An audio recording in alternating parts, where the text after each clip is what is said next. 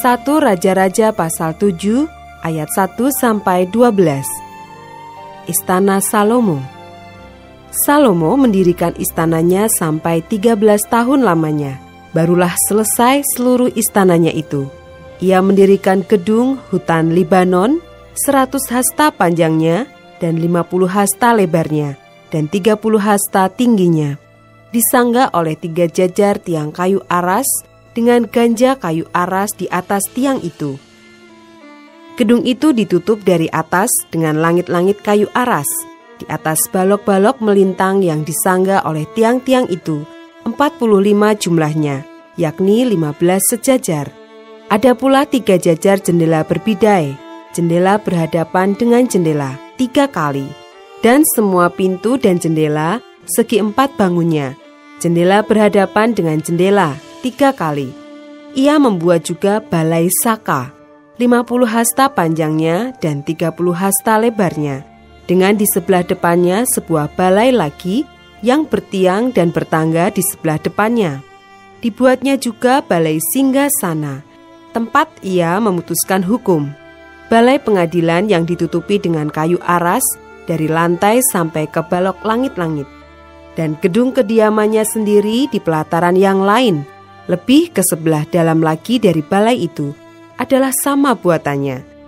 Dan bagi anak Firaun yang diambil Salomo menjadi istrinya, dibuatnya juga sebuah gedung sama dengan balai itu. Tembok dari semuanya ini dibuat dari batu yang mahal-mahal, yang sesuai dengan ukuran batu pahat, digergaji dengan gergaji dari sebelah dalam dan dari sebelah luar, dari dasar sampai ke atas, dan juga dari tembok luar sampai kepada tembok pelataran besar. Bahkan dasar gedung-gedung itu dari batu yang mahal-mahal, batu yang besar-besar, batu yang 10 hasta dan batu yang 8 hasta. Di bagian atas ada batu yang mahal-mahal, berukuran batu pahat dan kayu aras juga. Sekeliling pelataran besar ada tembok dari 3 jajar batu pahat dan 1 jajar balok kayu aras. Demikian juga sekeliling pelataran dalam rumah Tuhan dan balainya.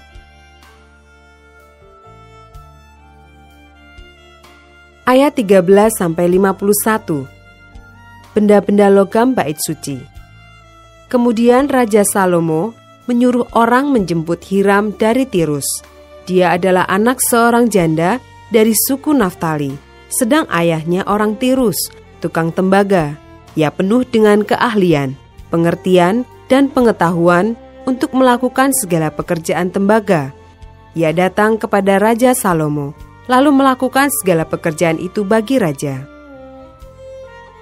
Ia membentuk 2 tiang tembaga, tinggi tiang yang satu 18 hasta, dan dapat dililit oleh tali yang 12 hasta panjangnya. Tiang yang kedua demikian juga. Dibuatnya juga 2 ganja untuk ditaruh di kepala tiang-tiang itu, dari tembaga tuangan. Tinggi ganja yang satu 5 hasta, dan tinggi ganja yang kedua 5 hasta. Dibuatnya pula 2 jala-jala untuk ganja yang ada di kepala tiang itu. Jala-jala itu semacam kawat berpilin, semacam untaian rantai. 1 jala-jala untuk ganja yang satu, dan 1 jala-jala untuk ganja yang kedua. Kemudian dibuatnya juga buah-buah delima, 2 jajar berkeliling pada jala-jala yang satu, untuk menutupi ganja yang di ujung tiang itu. Dan demikian pula dibuatnya pada ganja yang kedua. Dan ganja yang di kepala tiang dekat balai depan itu berbentuk bunga bakung, tingginya 4 hasta, yakni ganja-ganja yang di atas kedua tiang itu di sebelah atas sekali, lewat jala-jala yang meliliti perut ganja itu. Dan buah-buah delima ada 200 berjajar berkeliling pada ganja yang satu, demikian juga pada yang kedua. Kemudian tiang-tiang itu didirikannya dekat balai ruang besar. Ketika ia mendirikan tiang kanan, ia menamainya Yakin. Ketika ia mendirikan tiang kiri, ia menamainya Boas. Dan setelah bentukan bunga bakung itu ditaruh di kepala tiang-tiang itu, maka siaplah pekerjaan membuat tiang-tiang itu. Kemudian dibuatnyalah laut tuangan, yang 10 hasta dari tepi ke tepi, bundar keliling, 5 hasta tingginya, dan yang dapat dililit berkeliling oleh tali yang 30 hasta panjangnya. Dan di bawah tepinya ada gambar buah labu yang mengelilinginya sama sekali, 10 dalam sehasta, merangkum laut itu berkeliling. Labu itu 2 jajar, dituang setuangan dengan bejana itu. Laut itu menumpang di atas 12 lembu, 3 menghadap ke utara, dan 3 menghadap ke barat, 3 menghadap ke selatan, dan 3 menghadap ke timur. Laut itu menumpang di atasnya, sedang segala buntut lembu itu menuju ke dalam. Tebal laut itu setapak tangan, dan tepinya serupa tepi piala, seperti bunga bakung yang berkembang. Laut itu dapat memuat 2000 bat air. Selanjutnya dibuatnya sebuah kereta penopang dari tembaga. 1 kereta 4 hasta panjangnya, 4 hasta lebarnya, dan 3 hasta tingginya. Beginilah bentuk kereta penopang itu. Ada papan penutupnya, dan papan itu diapit oleh bingkai. Dan pada papan penutup yang diapit oleh bingkai itu, ada singa, lembu, dan kerub.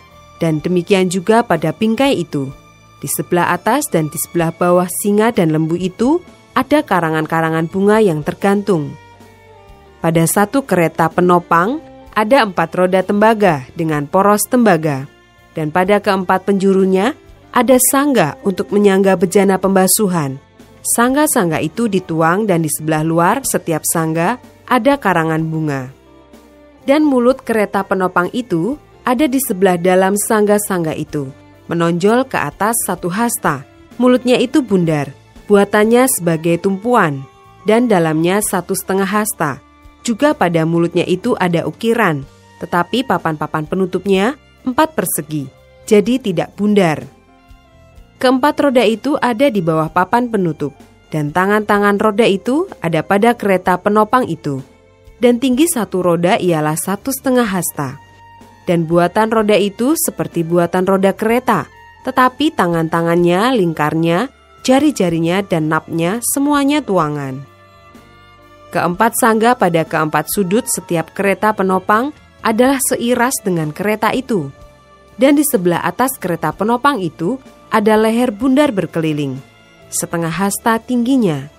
Di sebelah atas kereta itu ada pula topang-topang dan papan penutup yang seiras dengan dia. Maka pada muka topang-topangnya itu dan pada papan-papan penutupnya diukirkannya lah kerub, singa, dan pohon korma, masing-masing menurut tempat yang ada, dan karangan bunga sekeliling. Demikianlah dikerjakannya ke 10 kereta penopang itu. Tuangannya sama, ukurannya sama, dan potongannya sama semuanya. Lagi pula dibuatnya 10 bejana pembasuhan dari tembaga. Setiap bejana dapat memuat 40 bat air. Setiap bejana 4 hasta besarnya, dan ada 1 bejana di atas setiap kereta dari ke-10 kereta penopang itu. 5 kereta penopang ditaruhnya pada sisi kanan rumah itu, dan 5 pada sisi kirinya. Tetapi laut itu ditaruhnya pada sisi kanan rumah itu, arah tenggara. Dan Hiram membuat juga kuali-kuali, penyodok-penyodok, dan bokor-bokor penyiraman. Demikianlah Hiram menyelesaikan segala pekerjaan yang harus dilakukannya bagi Raja Salomo di rumah Tuhan, yakni kedua tiang dengan kedua bulatan ganja yang di kepala tiang itu, dan kedua jala-jala yang menutup kedua bulatan ganja itu, 400 buah delima untuk kedua jala-jala itu, 2 jajar buah delima untuk 1 jala-jala, guna menutupi kedua bulatan ganja yang di atas tiang itu, ke-10 kereta penopang, dan ke-10 bejana pembasuhan yang di atas kereta itu. Laut yang 1 itu dan ke-12 lembu yang ada di bawah laut itu, kuali-kuali, penyodok-penyodok, dan bokor-bokor penyiraman, segala perlengkapan yang dibuat Hiram bagi Raja Salomo di rumah Tuhan itu adalah dari tembaga yang diupam. Raja menuang semuanya itu di lembah Yordan, di dalam tanah liat antara Sukot dan Sartan. Dan Salomo membiarkan segala perlengkapan itu tidak ditimbang, karena jumlahnya yang amat besar. Berat tembaga itu tidaklah terhitung. Salomo membuat juga segala perlengkapan yang ada di rumah Tuhan, yakni mezbah emas dan meja emas tempat menaruh roti sajian, kandil-kandil dari emas murni, 5 di sebelah kanan dan 5 di sebelah kiri, di depan ruang belakang, kembang-kembangnya, lampu-lampunya dan sepit-sepitnya dari emas, pasu-pasunya, pisau-pisaunya, bokor-bokor penyiramannya, cawan-cawannya, dan perbaraan-perbaraannya dari emas murni. Engsel-engsel untuk pintu ruang dalam, yakni tempat maha kudus, dan engsel-engsel untuk pintu ruang besar bait suci dari emas. Maka genaplah segala pekerjaan yang dilakukan Salomo di rumah Tuhan itu. Kemudian Salomo memasukkan barang-barang kudus Daud, ayahnya, dan menaruh perak, emas, dan barang-barang itu dalam perbendaharaan rumah Tuhan.